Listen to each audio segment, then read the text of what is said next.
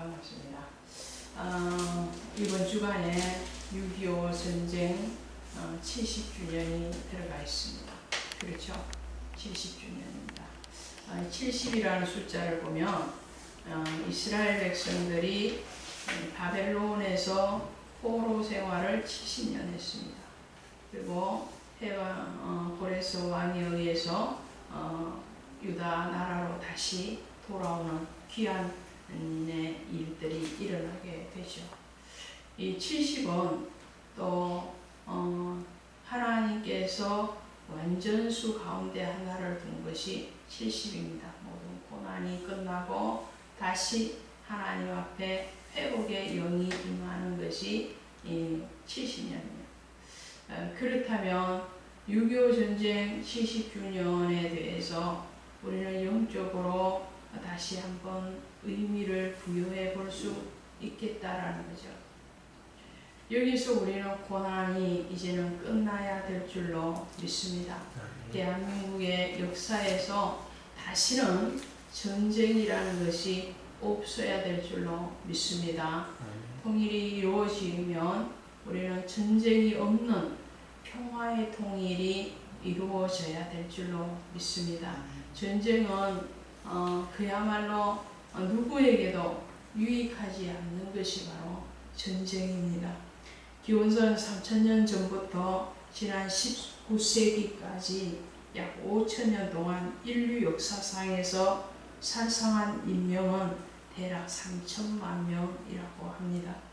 그런데 지난 20세기 그러니까 1901년부터 2000년 동안 100년 동안 인류가 전쟁을 통해서 죽인 사람은 1억 명 정도 된다고 해요. 엄청난 숫자죠. 자연적으로 죽은 사람보다도 또 그냥 인류 역사에서 개인적인 살상이 이루어진 숫자에 비해서 전쟁으로 인해서 죽은 인원은 무한히 많다는 것을 우리가 알 수 있습니다. 그만큼 전쟁은 무섭다라는 겁니다. 그만큼 전쟁은 인류를 파괴하고 있다는 것이죠. 그 파괴하고 무섭고 그리고 그 전쟁의 후유증은 오랜 시간 동안 가는 것을 보게 됩니다. 그렇다면 이 작은 대한민국에서 다시는 이런 전쟁, 특히나 동족 상잔에 이런 비극이 일어나서는 안 될 것이라고 믿습니다. 이 믿음은, 이 소원은 우리 국민이라면 누구나 다 가지고 있으리라 믿습니다.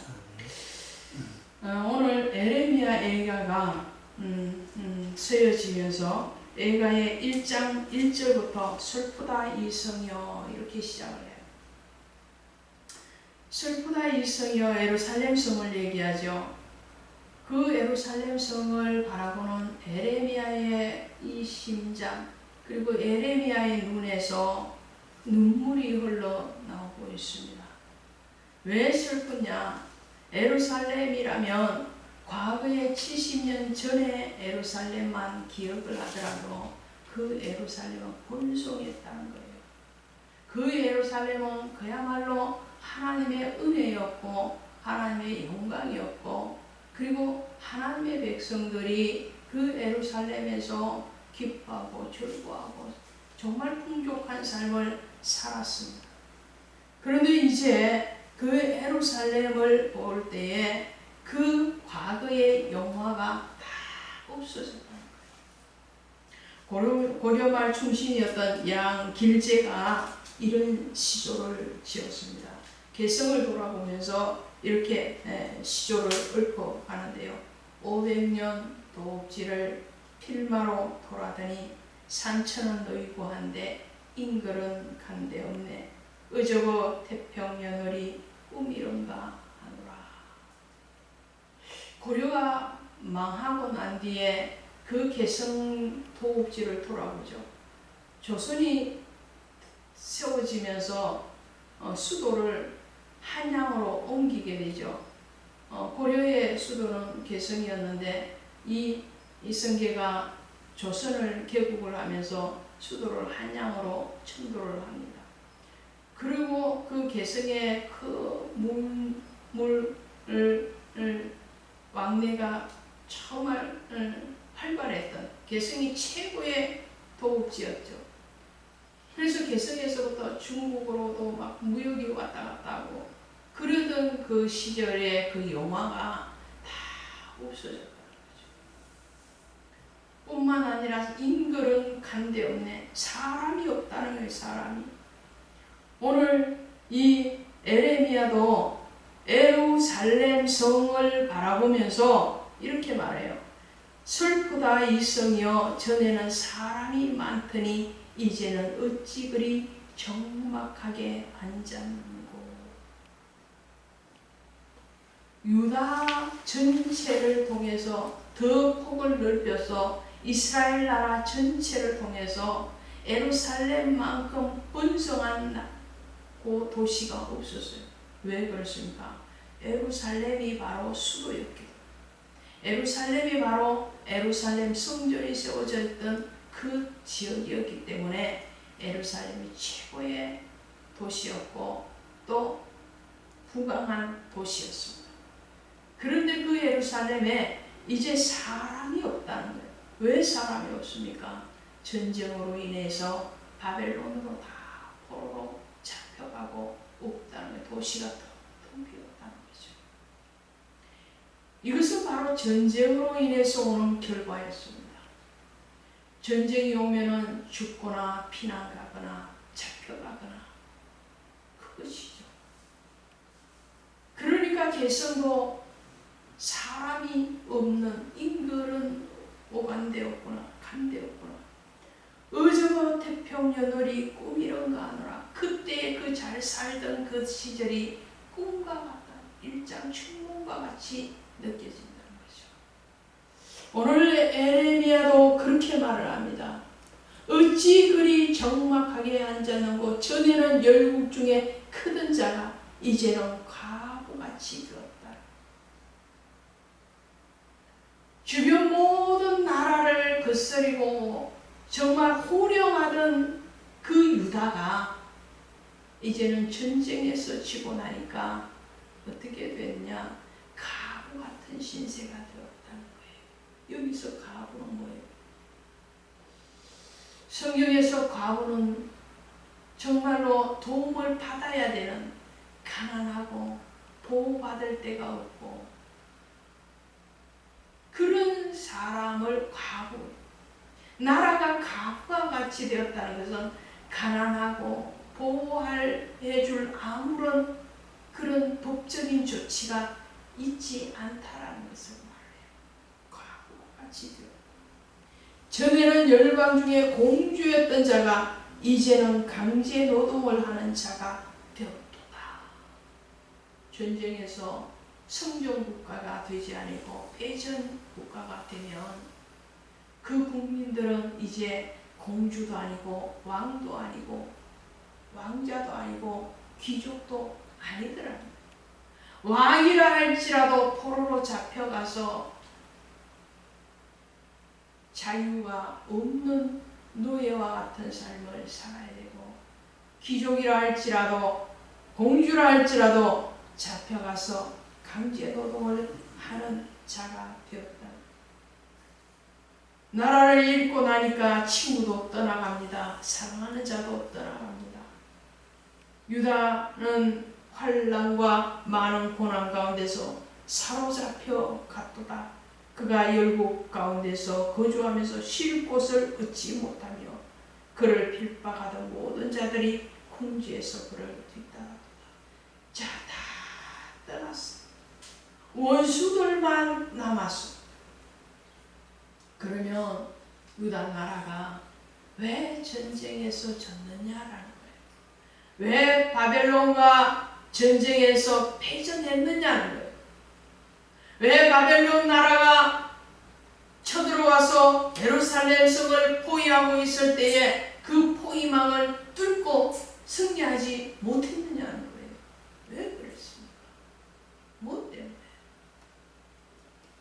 이유가 여기에 있습니다. 4절에 있어요. 4절 보십니다. 4절 시작. 시온의 도로들이 슬퍼하며 절기를 지키러 나아가는 사람이 없음이로다. 모든 소문들이 정확하며 제사장들이 탄식하며 처녀들이 근심하며 시온도 공고를 받았더라. 아멘. 시온은 바로 성전이 있는 법궤가 있는 예루살렘 성전 자체를 얘기합니다. 자 보십시오.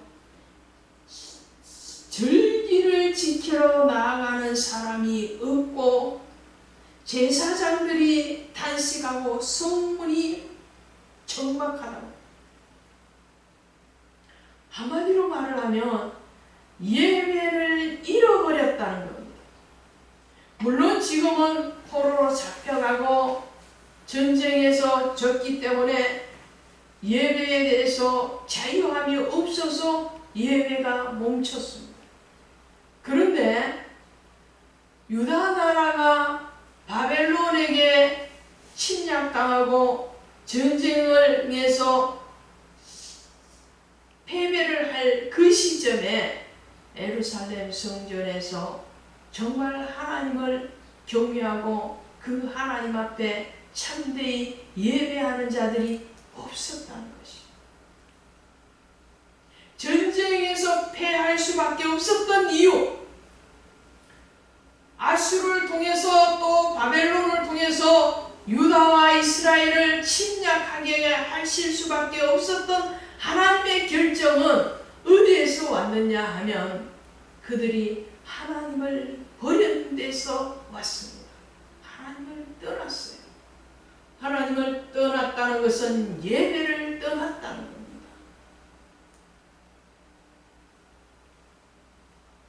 자기 나름대로의 합리화는 있었습니다. 그 당시에도. 그러나 사람의 합리화시키는 그 말들과 그 은혜들에 대해서 주님은 탄식하고 계셨다. 탄식하셨습니다. 오늘 이 시대가 하나님이 탄식하는 시대가 아니었으면 좋겠습니다. 아멘. 6.25 전쟁 70년이 이제는 우리를 전쟁으로부터 해방시켜주는 70년이 되었으면 좋겠습니다. 아멘.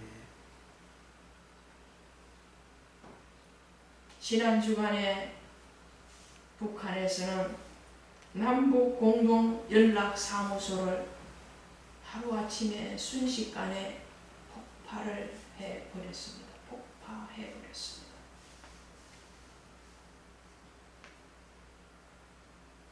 그러고도 지금 무기를 전진 배치하고 언제든지 도발을 하겠다고 경고하고 있습니다.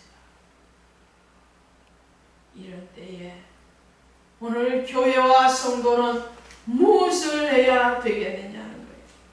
무엇을 해야 됩니까? 오늘 교회에서 신앙생활을 하는 모든 성도들이 깨어서 하나님을 예배하고 그 하나님 앞에 나라와 민족을 위해서 기도한다면 오늘 하나님은 이 땅에 전쟁이 오지 않도록 막아주실 것입니다. 믿으십니까? 에레미야는 유다 나라를 바라보면서 눈물을 흘리고 그리고 그 나라를 위해서 기도했던 사람입니다. 자신이 왕에게 체포되어서 죽음의 위기에 처해진다 할지라도 바벨론의 포로로 잡혀가라고, 그것이 하나님 앞에 다시 구원받는 방법이라고, 그리고 회개하라고 외쳤던 사람이 에레미야와 같이 국가를 위해서 또 나라를 위해서 기도한 선지자들이 얼마나 많겠습니까? 하나님은 누군가가 부르짖고 누군가가 깨어서 기도하고 누군가가 하나님과 교제하고 예배하는 그 모습을 지금도 보고 계시리라 믿습니다. 에레미야의 이런 애통함, 하나님에 대한 부르짖음이 있으므로 하나님은 에레미야서에서 아나돗의 밭을 사라고 말씀을 하십니다. 에레미야 32장에 가면 너는 아나돗의 밭을 사라. 그 아나돗의 밭을, 이제 나라는 패망하고 모든 국민들은 포로로 잡혀가고 이 땅은 황무하게 될 터인데, 그리고 에레미야는 지금 감옥에 갇혀있는 상황인데, 그런데 하나님은 에레미야에게 아나돗의 밭을 사라고 말씀을 하세요. 그 시점에서 밭을 사서 무엇을 하겠습니까? 그런데 하나님의 계획은, 하나님의 사랑하심은 어디에 있었냐면 유다를 다시 포로에서 돌아오게 할 것이니까. 다시 내가 너희를 긍휼히 여기고 너희에게 다시 은혜를 베풀어서 그 포로에서 돌아와서 다시금 나 여호와를 섬기게 할 것이니까. 그 징표로 내가 아나돗의 밭을 너에게 준다고 말씀을 하신 거예요. 에스겔 선지자는 포로로 잡혀갑니다. 포로로 잡혀가서 그말 강가에서 하나님의 음성을 듣고 기록한 것이 에스겔서입니다. 근데 에스겔서를 보면 그 에스겔 선지자를 통해서, 제사장을 통해서 보여주신 환상이 에스겔 37장, 마른 뼈들이 살아나서 군대가 되는 환상입니다. 에스겔이 포로로 잡혀가서 있던 그 시점에서 유다의 나라와 백성들은 공동묘지에 흩어져 있는 마른 뼈와 같이, 부스러지는 뼈와 같이 생명력이 없는 신앙이요, 하나님으로부터 버림받은 자들이었음에도 불구하고 하나님은 아브라함 때로부터 약속하신 그 언약을 생각하셔서 다시 회복시키시고 생기를 불어넣어서 군대가 되게 하시겠다고 약속하고 계십니다. 하나님은 지금 대한민국에게 은혜를 베풀고 계시고 그 은혜에 대한 약속을 하시리라 믿습니다. 왜냐? 하나님은 이 땅을 사랑하시고 이 땅에 심겨진 주의 자녀들을 보시기 때문에 그렇습니다.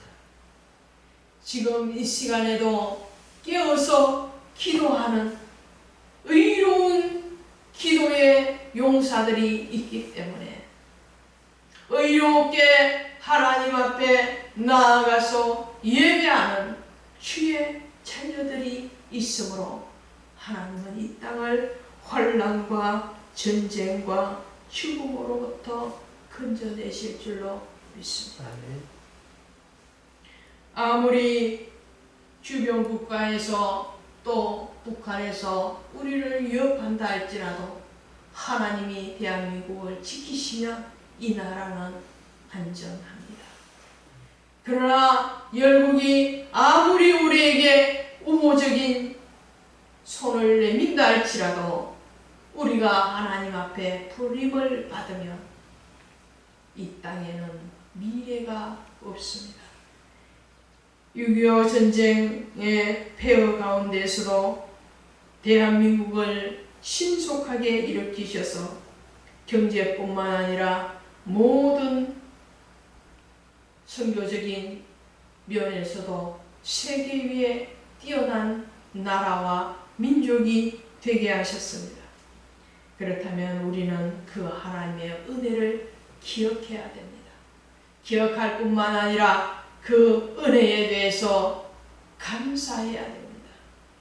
그 은혜를 헛되이 받지 않기 위해서 오늘 우리는 깨어서 신앙생활을 해야 될 줄로 믿습니다. 에레미야의 이 통곡 소리가 오늘 대한민국에 다시 들리지 않기를 원합니다. 이제는 예배를 피하는 자리에 있는 것이 아니라 하나님 앞에 다시 예배를 회복하고 신앙을 회복하고 또 하나님 앞에 감사를 회복하는, 그래서 하나님으로부터 다시 은혜와 긍휼을 덧입어서 자유하고 평강하는 대한민국이 될 수 있도록, 또 교회와 모든 성도들이 되어질 수 있도록 우리 모두 하나님 앞에 우리의 자리에서 기도와 말씀으로 무장해 갈 수 있기를 원합니다. 기도합시다. 하나님 아버지 감사합니다.